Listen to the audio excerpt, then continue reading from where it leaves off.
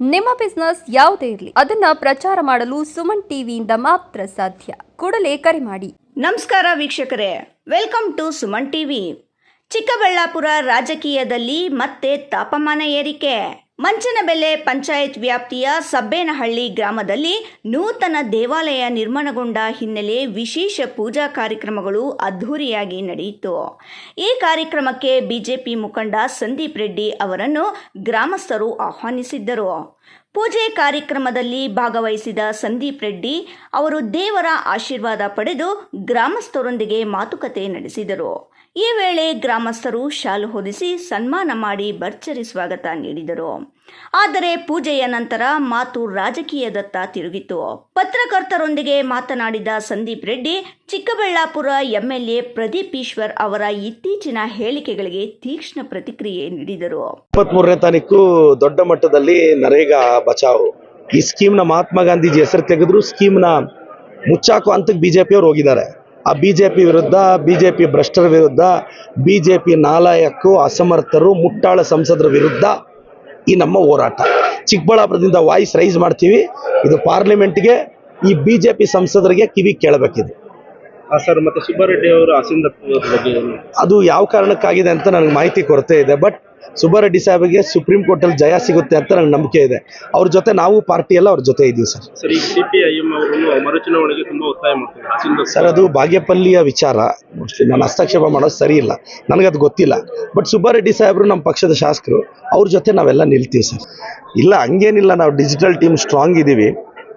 BJP paid ಆರ್ಟಿಸ್ಟ್ಗಳಿದ್ದಾರೆ ಅಷ್ಟೇ. ಅಲ್ಲಿ ಬಿಜೆಪಿಯಲ್ಲಿ ಪೇಡ್ ಆರ್ಟಿಸ್ಟ್ಗಳು, ಗಾನ ಭಜನಾ ಟೀಮ್ಗಳು, ಒಂದು ಕಾಮೆಂಟ್ಗೆ ಈ ಕೆಲವರು ಮುಟ್ಟಾಳ್ರೆಲ್ಲ ಇದ್ದಾರೆ. ಒಂದು JCB, ಒಂದು ಸ್ಪೈಕ್ಸು, ಈ ಕೋತಿಗಳೆಲ್ಲ ಇದ್ದಾವೆ, ಕಮ್ಮಂಗಿಗಳು, ಕೋತಿಗಳೆಲ್ಲ ಕೆಲವೆಲ್ಲ ಮೈಸೂರಿಂದ ಬಿಜಾಪುರಿಂದ ಬರ್ತವೆ. ಇವೆಲ್ಲ 60 ಪೈಸೆ 70 ಪೈಸೆ ಕೊಟ್ಟು ಪೇಡ್ ಕಾಮೆಂಟ್ಗಳು ಹಾಕ್ಸ್ಕೊಂಡು ಒಂದು ವಿಕೃತವಾದ ಖುಷಿ ಅನುಭವಿಸ್ತಾ ಇದೆ. ಅದಕ್ಕೆ ನಿಮ್ಗೆ ಹಂಗೆ ಅನ್ನಿಸ್ತಿದೆ ಅಷ್ಟೇ ಸರ್. ತಾಲೂಕಿನಲ್ಲಿ ನೆಕ್ಸ್ಟ್ ಮುಂದಿನ ಚುನಾವಣೆಗಾಗಿ ಬಿಜೆಪಿಯಲ್ಲಿ 4 ಜನರು ಆಕಾಂಕ್ಷಿ. ಸರ್, ಬಿಜೆಪಿಯ ಆಂತರಿಕ ವಿಚಾರ ಒಂದಂತೂ ಹೇಳಬಲ್ಲೆ, ಚಿಕ್ಕಬಳ್ಳಾಪುರದಲ್ಲಿ ಯಾವತ್ತೂ ಬಿಜೆಪಿ ಇಲ್ಲ, ಇರೋದು ಇಲ್ಲ. ಇದೇನಿದ್ರು ಕಾಂಗ್ರೆಸ್. ಪ್ರದೀಪ್ ಈಶ್ವರ್ ಅವರು ಬಿಜೆಪಿ ಪಕ್ಷ ಭ್ರಷ್ಟಾಚಾರದ ಪಕ್ಷ ಎಂದು ಆರೋಪಿಸಿರುವ ಬಗ್ಗೆ ಪ್ರಶ್ನೆ ಕೇಳುತ್ತಿದ್ದಂತೆ ಸಂದೀಪ್ ರೆಡ್ಡಿ ನೇರವಾಗಿ ಉತ್ತರಿಸಿದರು. ನೀವು ಒಬ್ಬ ಸಾಮಾನ್ಯ ವ್ಯಕ್ತಿಯಿಂದ ಇಂದು MLA ಆಗಿದ್ದೀರಾ. ಚಿಕ್ಕಬಳ್ಳಾಪುರಕ್ಕೆ ಇನ್ನೂ ಮೂಲಭೂತ ಸೌಲಭ್ಯಗಳ ಕೊರತೆ ಇದೆ, ನೀರಿನ ಸಮಸ್ಯೆ ಇದೆ. ಮಾರ್ಚ್ನಲ್ಲಿ ಬಜೆಟ್ ಬರುತ್ತಿದೆ. ನಿಮ್ಮ ಕೈಲಾದರೆ ಚಿಕ್ಕಬಳ್ಳಾಪುರಕ್ಕೆ ಒಳ್ಳೆಯದು ಮಾಡಿ, ಅದು ಬಿಟ್ಟು ದ್ವೇಷ ರಾಜಕೀಯ ಬೇಡ ಎಂದು ಆಕ್ರೋಶ ವ್ಯಕ್ತಪಡಿಸಿದರು. ಸುಧಾಕರ್ ಅವರು ಚಿಕ್ಕಬಳ್ಳಾಪುರಕ್ಕೆ ಹಲವಾರು ಅಭಿವೃದ್ಧಿ ಕಾರ್ಯಗಳನ್ನು ತಮ್ಮದೇ ರೀತಿಯಲ್ಲಿ ಮಾಡಿದ್ರು. ಅಭಿವೃದ್ಧಿಯ ಹರಿಕಾರ ಅಂತ ಅನ್ಸ್ಕೊಂಡಿದ್ರು. ಆದರೆ ಕಾರಣಾಂತರಗಳಿಂದ ಆಡಳಿತ ವಿರೋಧಿ ಅಲೆ ಒಂದಿತ್ತು. ಜೊತೆಗೆ ಚಿಕ್ಕಬಳ್ಳಾಪುರದ ಜನ ತುಂಬ ಪ್ರಬುದ್ಧರು ಇರೋದ್ರಿಂದ ಬೇರೆ ಬೇರೆ ಕಾರಣಗಳಿಗೆ ತಮಗೆ ಯಾವುದೇ ಒಂದು ಬ್ಯಾಕ್ಗ್ರೌಂಡ್ ಇಲ್ಲದೇ ಇದ್ರೂ ಸಹ ನೀವು ಆಡಿದಂತಹ ಮಾತನ್ನು ಗಮನಿಸಿ ನೀವು ಚಿಕ್ಕಬಳ್ಳಾಪುರಿಗೆ ಒಂದು ಹೊಸ ದಿಕ್ಸೂಚಿ ಆಗ್ಬೋದು ಅಂಥೇಳಿ ನಿಮ್ಮನ್ನು ಆಯ್ಕೆ ಮಾಡಿದ್ರು.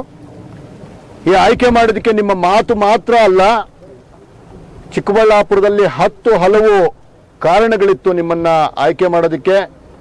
ಜೊತೆಗೆ ಕಾಂಗ್ರೆಸ್ನ ಗ್ಯಾರಂಟಿ ಭಾಗ್ಯಗಳು ಅಂತ ಏನು ಹೇಳಿದ್ರು ಜನ, ಅದಕ್ಕೂ ಸಹ ಮರಳಾಗಿ ಈ ಥರದ್ದೇನೋ ಒಂದು ಒಳ್ಳೇದಾಗಬೇಕು ಅಂತೇಳಿ ಕಾಂಗ್ರೆಸ್ ಪಕ್ಷಕ್ಕೆ ಓಟ್ ಕೊಟ್ಟಿದ್ದು ಸಹ ಉಂಟು.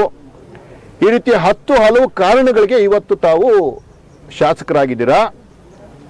ದಯವಿಟ್ಟು ನೀವು ಕೊಡ್ತಾ ಇರುವಂತಹ ಏನು ಅಮ್ಮ ಆಂಬ್ಯುಲೆನ್ಸ್ ಬಗ್ಗೆ ಇರ್ಬೋದು, ತಾವು ಏನೋ ಹೇಳ್ತಾ ಇರ್ತೀರಾ, ಯಾವಾಗಲೂ ಏನು ನಾವು ಸ್ಕಾಲರ್ಶಿಪ್ಸ್ ಕೊಡ್ತಿರ್ತೀವಿ, ಮಕ್ಕಳಿಗೆ ಬಟ್ಟೆ ಕೊಡ್ತಿರ್ತೀವಿ, ಎಲ್ಲದಕ್ಕೂ ನಮಗೆ ಹೆಮ್ಮೆ ಇದೆ. ಅದೆಲ್ಲ ನಿಮ್ಮ ವೈಯಕ್ತಿಕ ಆಯಿತು.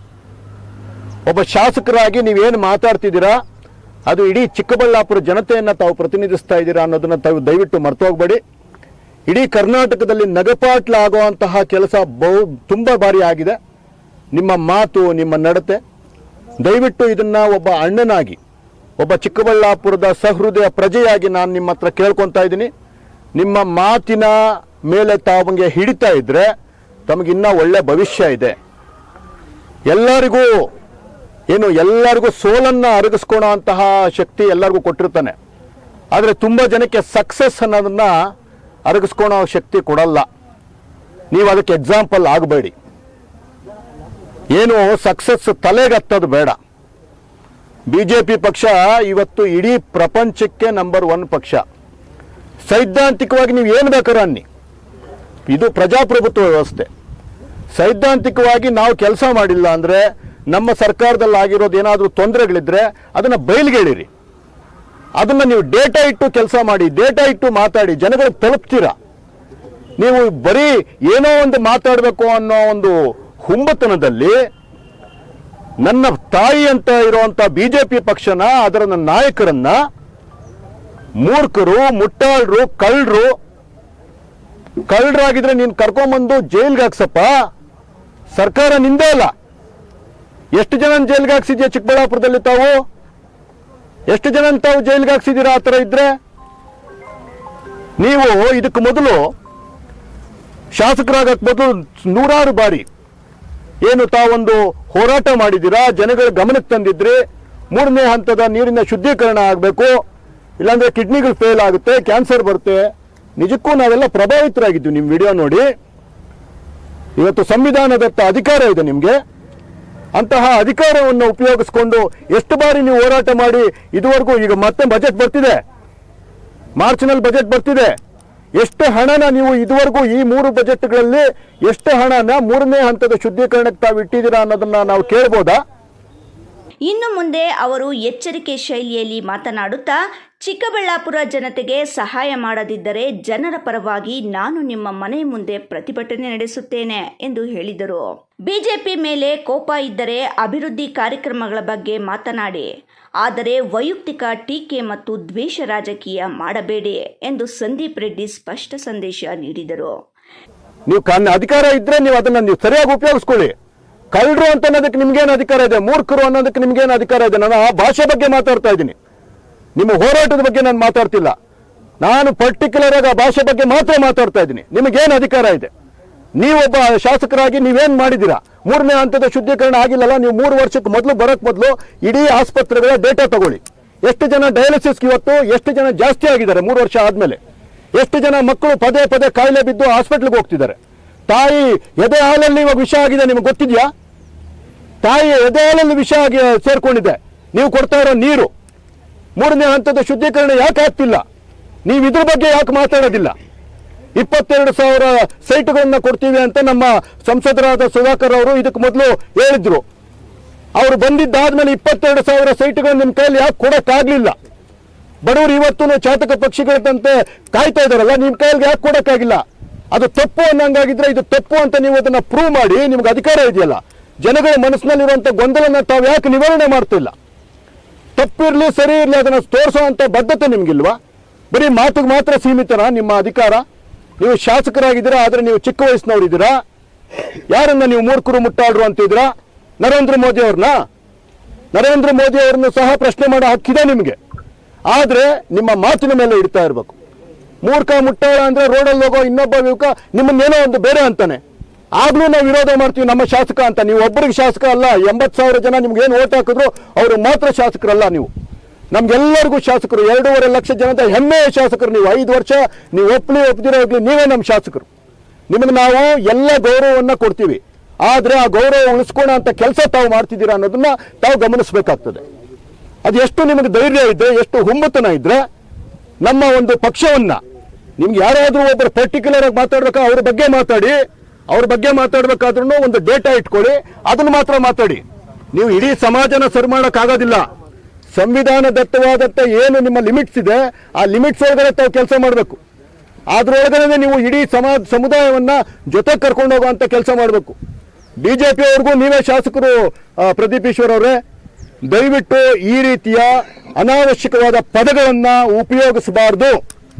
ನಾವು ಇವತ್ತು ಹೇಳ್ತಾ ಇದ್ದೀವಿ, ನೀವು ಇಷ್ಟು ದಿವಸ ಏನು ಇದಕ್ಕೆ ಮೊದಲೆಲ್ಲ ದೊಡ್ಡ ಮಾತು ಹೇಳ್ತಾ ಇದ್ರಿ, 3ನೇ ಹಂತದ ಶುದ್ಧೀಕರಣ ಆಗಬೇಕಾಗಿತ್ತು ಅಂತ. ಹಾಗಿಲ್ಲ ಅಂತಂದ್ರೆ, ಈ ಬಾರಿ ಬಜೆಟ್ನಲ್ಲಿ ಹಣ ಇಟ್ಟಿಲ್ಲ ಅಂತಂದ್ರೆ ನಾವು ನಿಮ್ಮನ್ನ ಗೆರವು ಮಾಡ್ತೀವಿ.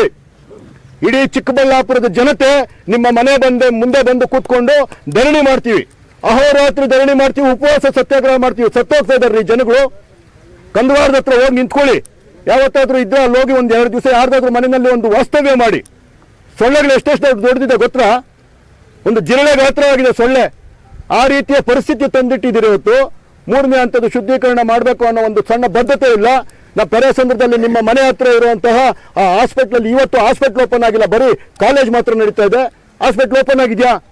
ಎಷ್ಟು ಜನ ಪಾಪ ಆಕ್ಸಿಡೆಂಟ್ ಆಗಿರೋರು, ಹೃದಯಾಘಾತ ಆಗಿರೋರು ಬೆಂಗಳೂರಿಗೆ ಹೋಗೋಷ್ಟಕ್ಕೆ ಮಾರ್ಗ ಮಧ್ಯದಲ್ಲಿ ಸತ್ತೋಗ್ತಾ ಇದ್ದಾರೆ.